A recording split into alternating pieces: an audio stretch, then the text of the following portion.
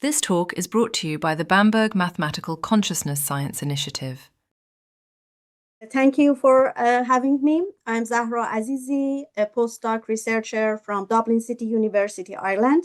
Today, I'm going to share some results from two studies we have done to see how trait sensory sensitivity as a kind of stable individual difference traits and arousal shape multisensory perception and metacognitive accuracy. To do that, we use two paradigms.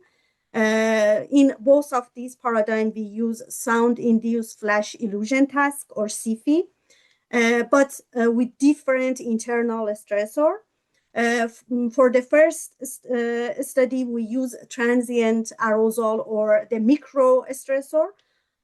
For that, we represent a kind of brief emotional phase or a neutral phase before each trial of SIFI task.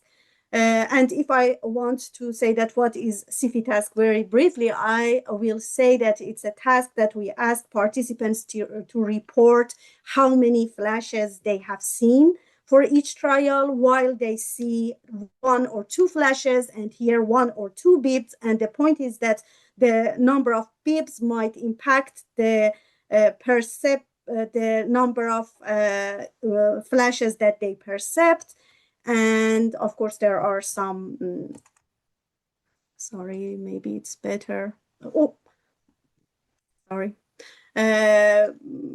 It's that SIFI task. And in the second study, we use the same SIFI task, but we have two sessions and we use sustained arousal or the macro stressor. In one of the sessions, we ask our participants to, we use cold pressure task. We ask our participants to put their hands in a very cold water for 2 minutes before doing the task. And in this study, we record a skin response and heart rate variability response as well to see that how people have this actually arousal. And in addition to that, we have some trait measures, sensory processing sensitivity, and interoceptive awareness. The results from the first study shows that while emotional priming increased subjective arousal, but it did not affect illusion rate, confidence rating, or reaction times.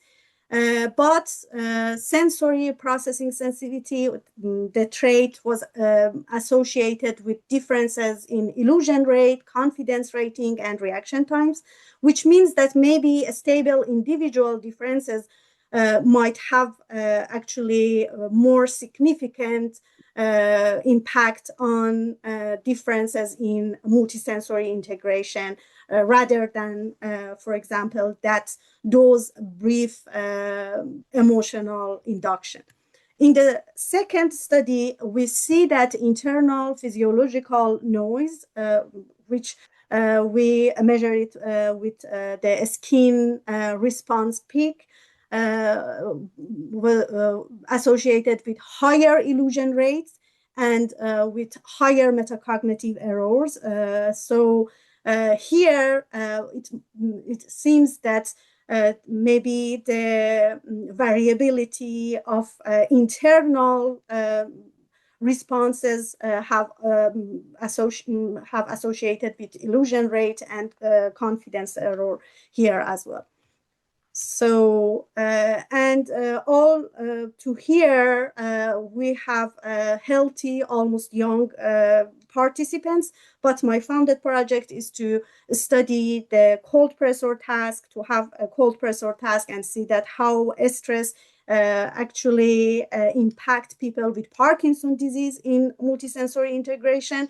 And because Parkinson's disease involve dopamine problems, which disturb sensory gating, timing, and internal regulation. And we want to see that when there is a kind of neural hardware problems to buffer stress, what will happen. And that's it for now. And thank you, everyone.